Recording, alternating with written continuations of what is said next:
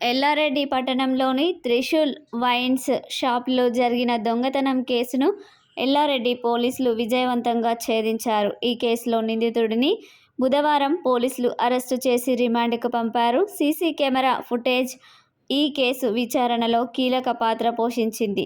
సంఘటన అనంతరం సీసీ కెమెరాలను పరిశీలించిన ఎల్లారెడ్డి పోలీసులు దొంగతనం చేసిన వ్యక్తిని పాత నేరస్తుడు పోసానిపల్లి గ్రామానికి చెందిన జంగం నర్సింలుగా గుర్తించారు. అనంతరం బుధవారం ఉదయం పోసానిపల్లి గ్రామంలోని నిందితుడి ఇంటి వద్ద అతడిని అదుపులోకి తీసుకున్నారు. విచారణలో నిందితుడు తన కూలీ పనితో వచ్చిన డబ్బులు జల్సాలకు సరిపోక వైన్ షాప్లో చోరీ చేసినట్లు ఒప్పుకున్నాడు. తదుపరి పంచుల సమక్షంలో నిందితుడి వద్ద నుండి దొంగతనానికి ఉపయోగించిన ఇనుప రాడ్ మరియు మిగిలిన 8,500 రూపాయలను నగదు స్వాధీనం చేసుకున్నారు.